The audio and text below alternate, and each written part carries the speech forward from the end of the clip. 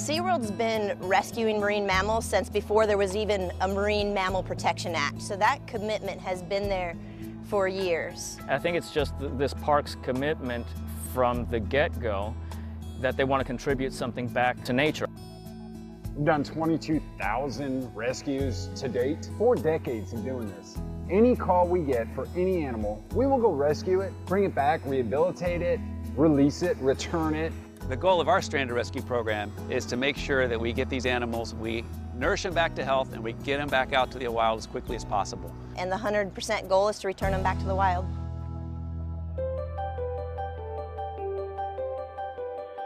Any of the rehab animals that come to SeaWorld from the wild are taken care of by our trained staff and our veterinarian staff.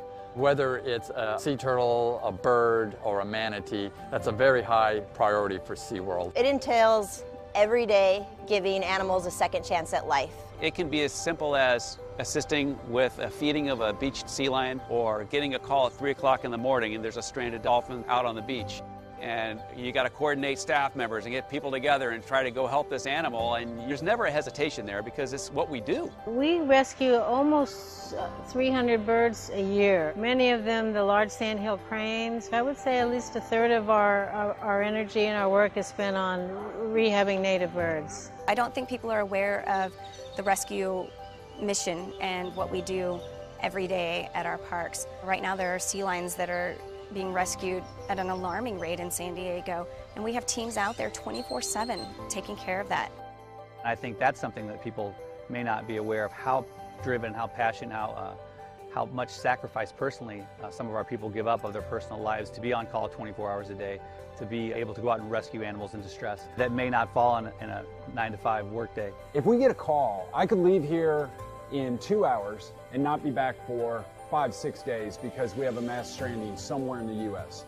Once that call comes, we grab everything we need for what we're going to deal with, and we go. And when we get home, we get home. When the animals come to this park, they get the best care. Everything we learn from our animals that live here in the park helps us better with the animals that we rescue and rehabilitate.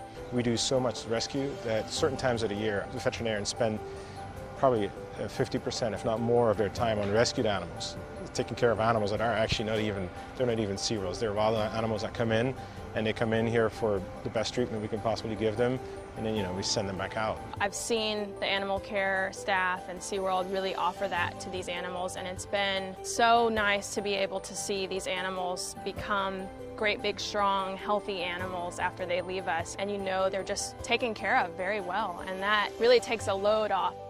Everything that this company gives to the rescue program, they give from the heart and the soul. We get it done, and this company says, JP, whatever you need, we'll get it for you.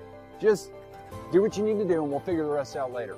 They get great care here because our veterinarians are on staff and on site. Our laboratory is here, on staff, on site. If the animals need anything from the electricians, our carpenter shop, our automotive shop, all it takes is a phone call and it's done in a heartbeat. Anytime our guest walks into the park and pays for their ticket, they are actually helping us rehabilitate all the animals that come through SeaWorld.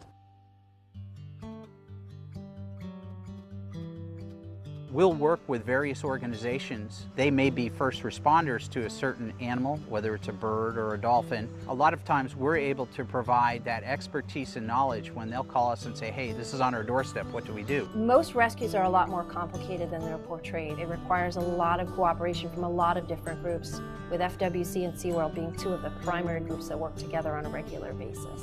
SeaWorld definitely plays a vital role by contributing unique resources that may not be available to a lot of organizations or agencies.